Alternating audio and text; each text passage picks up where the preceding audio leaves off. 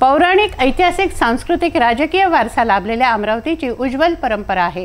पूर्वी औदुंबरावती नावाने प्रसिद्ध असलेल्या अमरावतीमध्ये काली नदी व अंबा नदी अशा दोन नद्या होत्या, ज्यांना आता सांडपाणी सोडल्याने व स्वच्छता न झाल्याने घाणेरड्या नाल्यांमध्ये त्यांचं परिवर्तन झालं आहे। आपल्याला आश्चर्य वाटेल, परंतु अमरावतीमध्ये 19 छोटे नाले व 18 मोठे नाले आहेत। हे नाले शेवटी काली नदी व अंबा नदीला मिळतात। दरवर्षी महापालिका जेसीबी, पोकलँड यांच्या सहाय्याने स्वच्छता करवते, परंतु ती कितपत व कशी होते हे अमरावतीकर जाणून आहेत। आता पावसाळा तोंडावर आलाय, नाले कचऱ्याने खचाखच भरले आहेत। थोडासा अवकाळी पाऊस आला तर दाणादाण उडते। रस्ते उंच झाले तेव्हा नाल्यांचं पाणी दुकानांमध्ये, घरांमध्ये जाऊन हाहाकार माजवल्याशिवाय राहणार नाहीत। आपल्याला आश्चर्य वाटेल, परंतु अमरावतीमध्ये 19 छोटे नाले तर 18 मोठे नाले आहेत। याशिवाय पुरातन अमरावतीचे एकेकाळी वैभव असलेल्या अंबा नदी व काली नदीचे रूपांतर नाल्यात झालं आहे।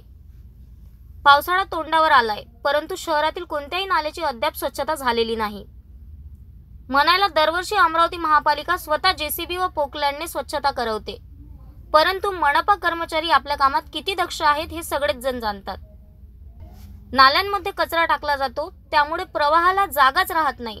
अशात रस्ते उंच व दुकानं, घरं खाली गेले आहेत। नाले तुंबल्याने पावसाचं पाणी हाहाकार माजवल्याशिवाय राहणार नाही। अंबा नदीचा आज नाला झाला आहे। गाळ, कचरा, घाण यामध्ये खचाखच भरलेला आहे।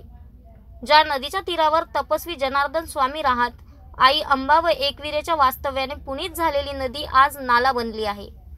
पवित्रतेपासून प्रदूषण सडघाणीकडे झालेला हा अंबा नदीचा प्रवास अतिशय क्लेशकारक आहे। काली नदीचीही तीच अवस्था आहे। हे सगळे खुले नाले झाकल्या गेल्या तर शहरातील डासांचा प्रादुर्भाव संपेल, दुर्गंध, सडघाण यांचं साम्राज्य संपेल। मात्र त्यासाठी प्रशासनाच्या इच्छाशक्तीची गरज आहे। नाल्यांच्या परिसरातून जाताना दुर्गंधाने जीव नकोसा होतो। या नाल्यांवर कमीत कमी फ्लेक्स बोर्ड लावले तर नागरिक कचरा टाकणार नाहीत आणि सडघाण डोळ्यांनी दिसणार नाही। आता पावसाळ्यापूर्वी नाल्यांची स्वच्छता होईल का, हा प्रश्न आहे।